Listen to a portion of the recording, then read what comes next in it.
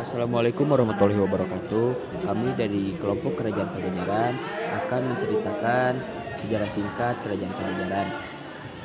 Baik, selamat menonton. Enjoy. Kerajaan Pajajaran atau Kerajaan Sunda merupakan kerajaan Hindu yang terletak di Parahyangan, Sunda Pakuan. Berasal dari kata Pakuan yang mengartikan sebuah kota. Di masanya, para masyarakat Asia Tenggara terbiasa untuk menyebutnya sebuah kerajaan dengan nama ibu kota. Dan dari beberapa catatan yang ditemukan, Kerajaan Pajajaran dibangun pada tahun 923 oleh Sriwijaya Bhupati. Seperti yang ada pada sebuah prasasti Sanghyang Tapak tahun 1030 Masehi, berlokasi di Kampung Pangalikan dan juga Bantar Muncang di Cibadak, Sukabumi. Sejarah Kerajaan Pajajaran dari segi geografisnya, Kerajaan Pajajaran ada di Parahyangan, Sunda, dan Pakuan. Menjadi ibu kota Sunda sudah tercatat oleh Tom Perez tahun 1513 Masehi dalam resume orientalnya. Di sini tertulis jika ibu kota kerajaan Sunda memiliki sebutan Dayo atau Dayak yang membutuhkan 2 hari perjalanan dari Kalapa yang sekarang menjadi Jakarta. Sebelum didirikannya Kerajaan Pajajaran, ada beberapa kerajaan yang sudah terlebih dahulu didirikan, yakni Kerajaan Tarumanegara, Kerajaan Sunda, Kerajaan Galuh, dan juga Kerajaan Kawali. Kerajaan Pajajaran tidak bisa dilepaskan dari beberapa kerajaan tersebut, sebab Pajajaran merupakan kerajaan lanjutan dari beberapa kerajaan tersebut. Dalam sejarah tertulis, jika pada akhir tahun 1400-an, Majapahit kondisinya semakin lemah dan pemberontakan serta perebutan kekuasaan di antara saudara terjadi.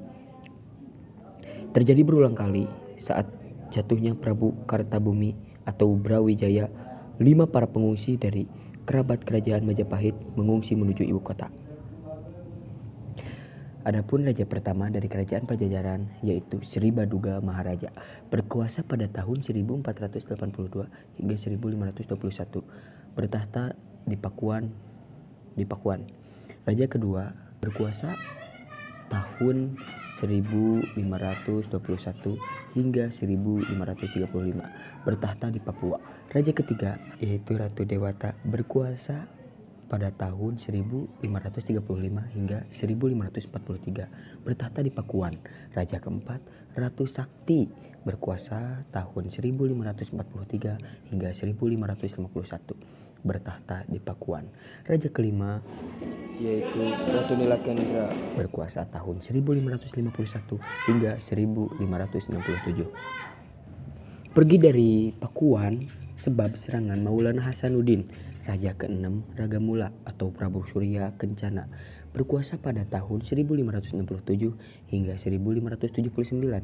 Puncak kejayaan Kerajaan Pajajaran di masa pemerintahan Sri Baduga Maharaja, Kerajaan Pajajaran mencapai masa kejayaannya, dan ini menjadi alasan yang sering dikatakan masyarakat Jawa Barat jika Sri Baduga atau Siliwangi merupakan seorang raja yang tidak pernah punah dan selalu hidup abadi di hati serta pikiran para masyarakat Jawa Barat.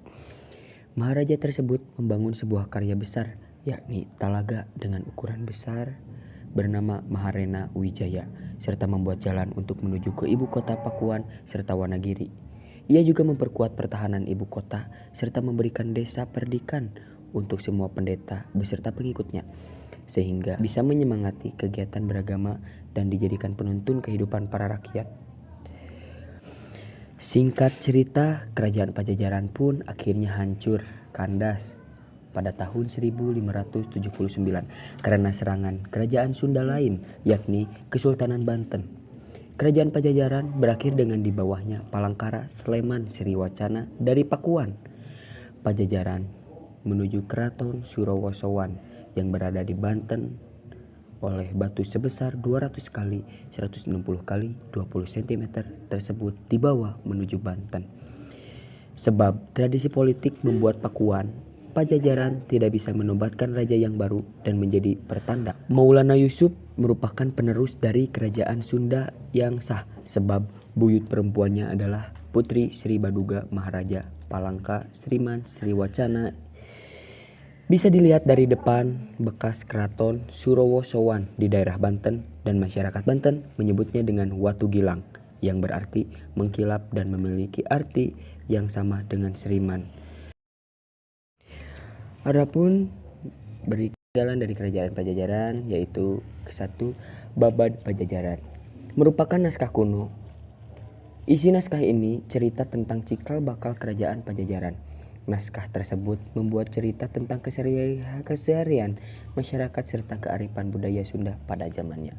Kedua, cerita Parahyangan merupakan salah satu peninggalan dari kerajaan Pajajaran yang menceritakan tentang Hyang Wuni Sora. Dia menjadi pengganti Raja Sri Baduga setelah gugur dalam perang. Ketujuh, Prasasti Rakrian Juru Pangambak ditemukan di Bogor, sudah ada sejak 923 Masehi.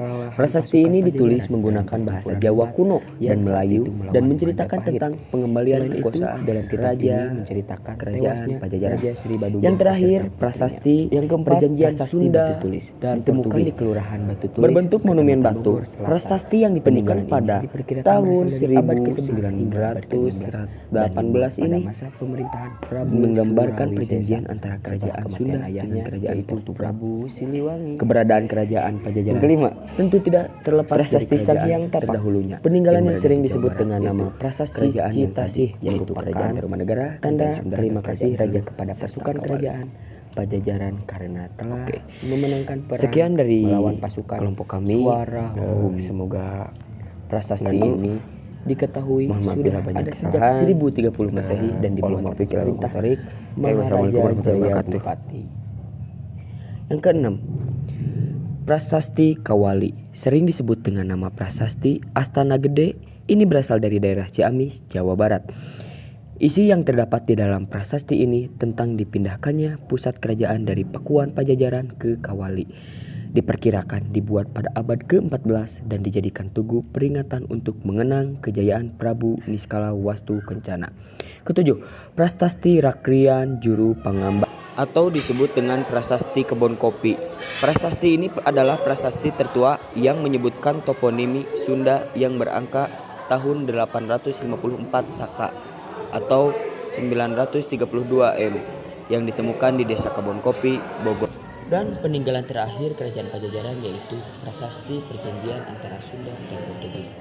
Berbentuk monumen batu, prasasti yang ditemukan pada tahun 1918 ini menggambarkan perjanjian antara kerajaan Sunda dengan kerajaan Portugal. Oke, mungkin itu cerita singkat kerajaan Pajajaran atau narasi singkat kerajaan Pajajaran yang bisa kelompok kami sampaikan. Mohon maaf bila banyak kesalahan. Sekian dari kami. Assalamualaikum warahmatullahi wabarakatuh.